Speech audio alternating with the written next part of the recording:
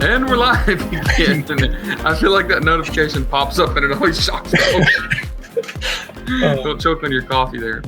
But welcome everybody. Welcome everybody to another Legion Live, our weekly quick bite-sized episode chunk of something. Sometimes we rant, sometimes we rave, sometimes we actually say something valuable. But today, Norm got to pick our topic.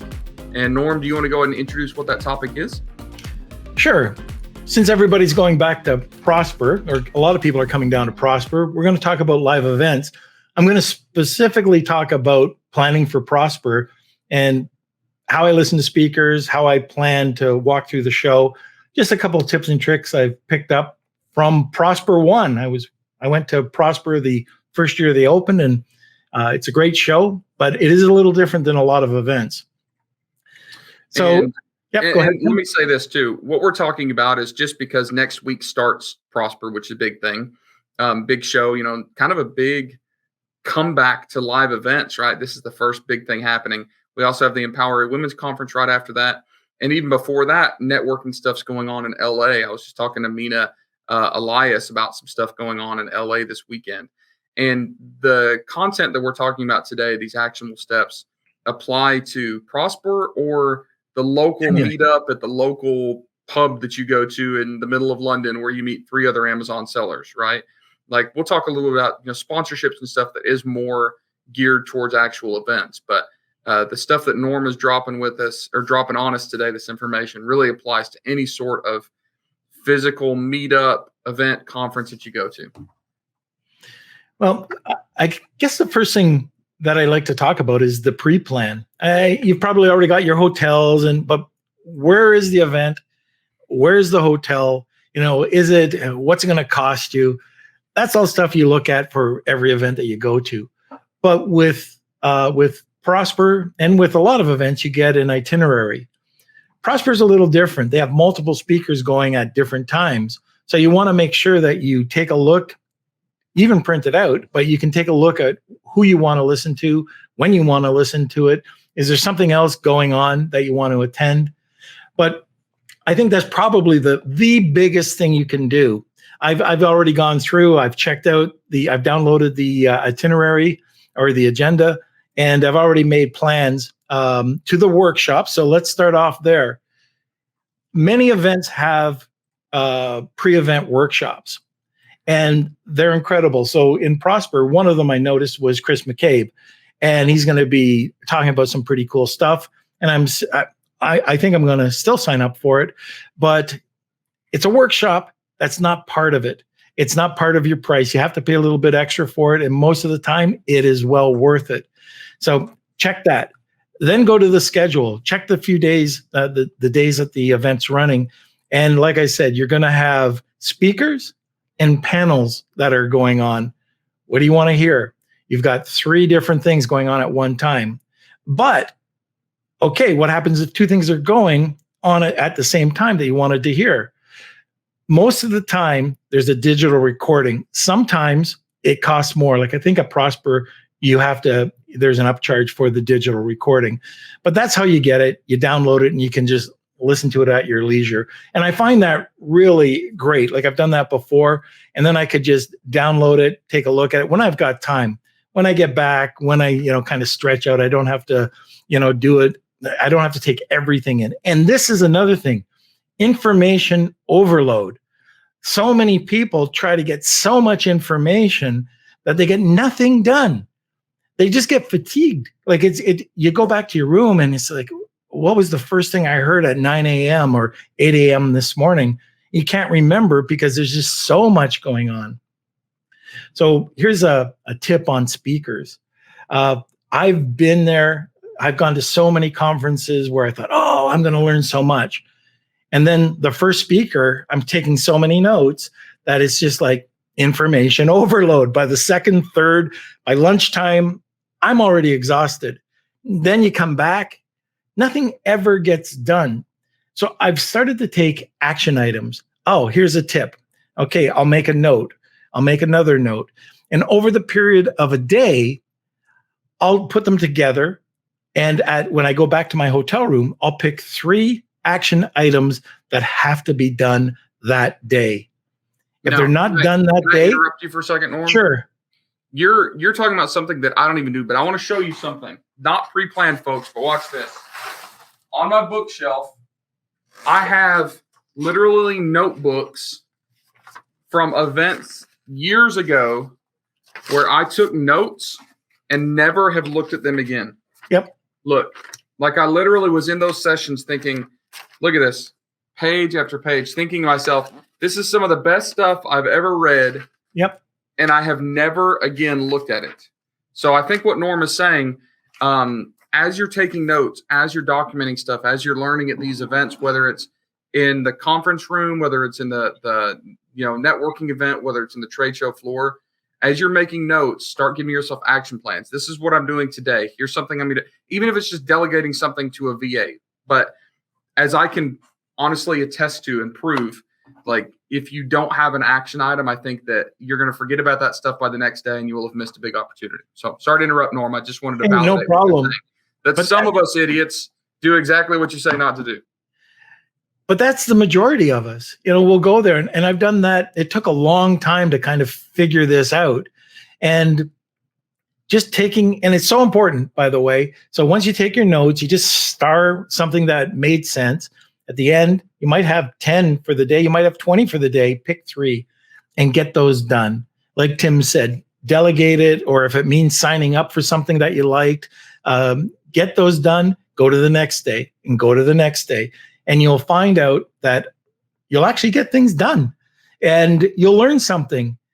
Compare that to your last event, well, a year and a half ago, but compare that to your last event and whether you came out of there with anything, what information, other than good friends, a couple of good meals, Oh.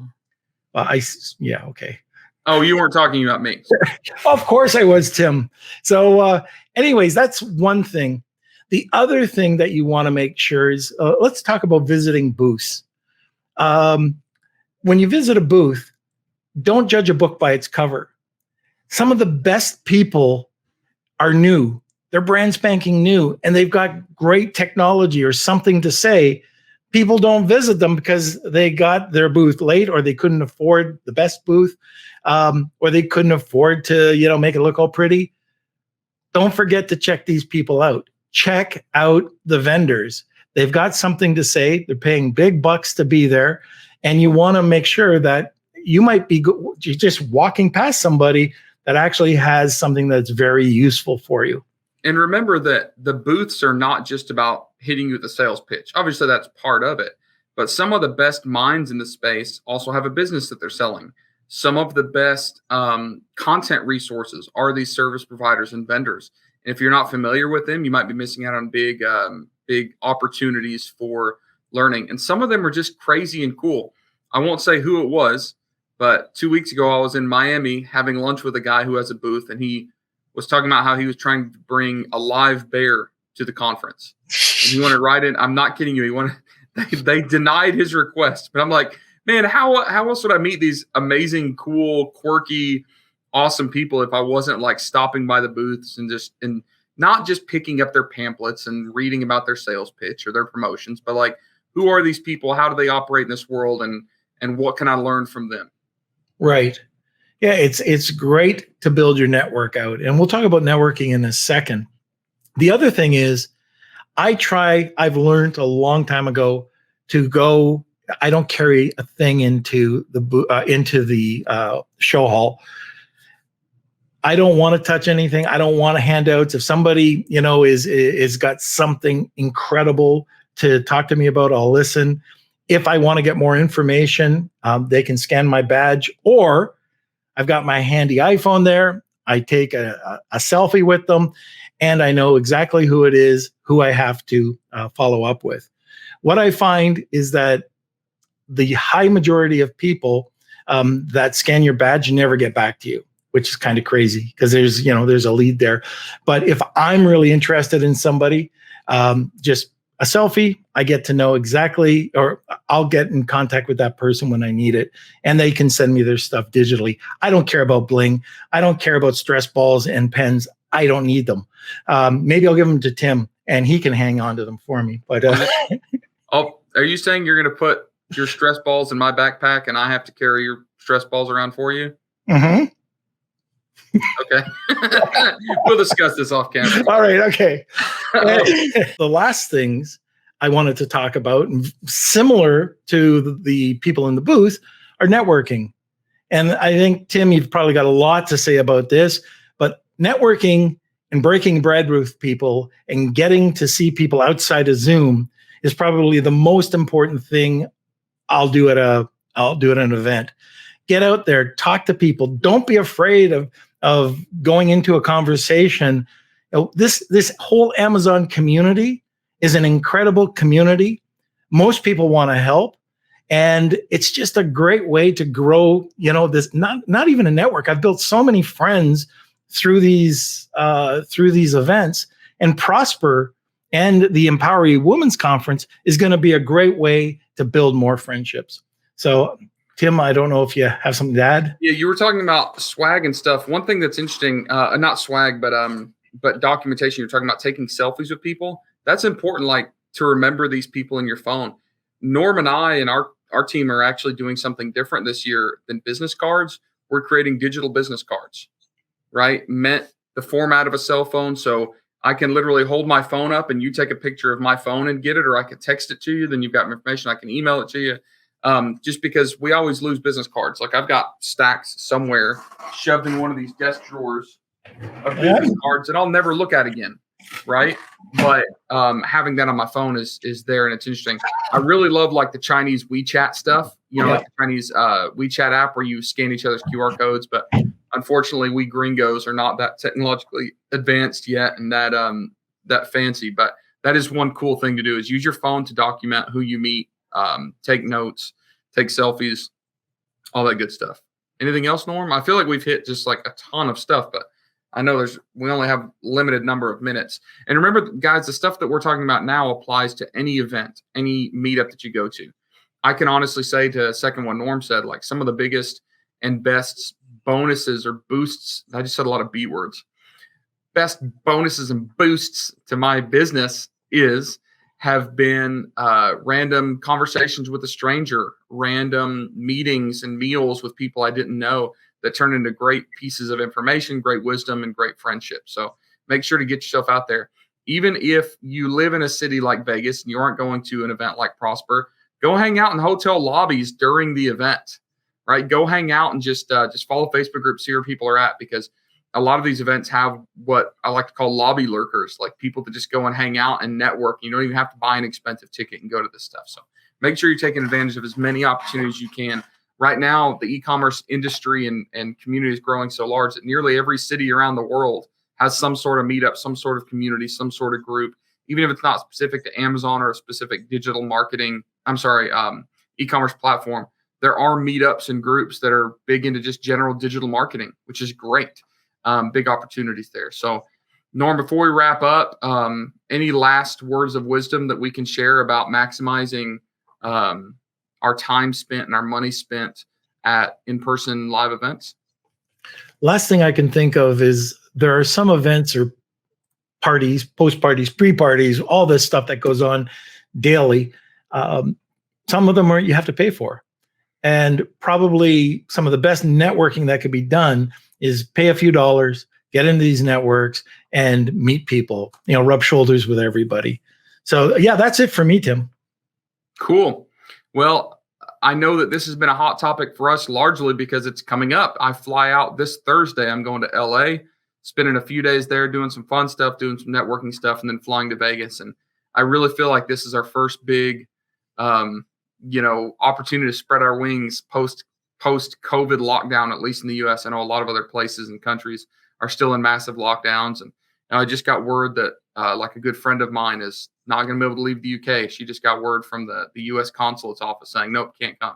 So it's not all rainbows and unicorn farts and butterflies for everybody, but at least in the U.S., come on, Norm, that was funny. You can at least crack a smile. Yeah, it was. Okay. Okay, thank you. But at least in the U.S., things are starting to lock. So we're excited. That being said, just because we're talking about it now doesn't mean that, there's not other important stuff to talk about these Legion Lives. So make sure to comment, join the Facebook group, the Private Label Legion Facebook group, comment, hey guys, in your Legion Live, can you hit a topic? And if there's anything that Norm and I can hit in 10 to 15 minutes, we'll do that. If you want to see past Legion Live episodes, go to our YouTube channel. Just look for Tim Jordan, Norm Farrar, Private Label Legion. Any of those are YouTube channel pop up. Subscribe to it. We're dropping at least 2 new videos a week right now, and that's going to start ramping up to even more. And head over to privatelabellegion.com. We're making updates to that website constantly. In fact, we just opened up our swag shop because people wanted T-shirts to wear at events and stuff, which is kind of cool. Who would have ever thought that would have happened? But make sure you go to that website. All right. Oh, Norman, by the way, we should add, you got to, if you want to see these images of Tim and I, Harry Potter, and all these other things we got a lot of talk about that. Make sure you sign up for our newsletter. Yeah, our newsletter. You can go to our website, and down in the footer, you'll see the opportunity to sign up for the newsletter. So thanks, guys, for being on the Legion Live. Thank you, Norm. Norm, we'll see you in just a number of days now since you're breaking free and escaping Canada. I can't wait to get together with you and rub that beautiful beard on my cheek, because that's what I've been dreaming about for a year now. So if that doesn't creep you out and it's creepy, you want to stay in Canada, I don't know what will. But all right, well, thank y'all for being on. We'll see y'all later.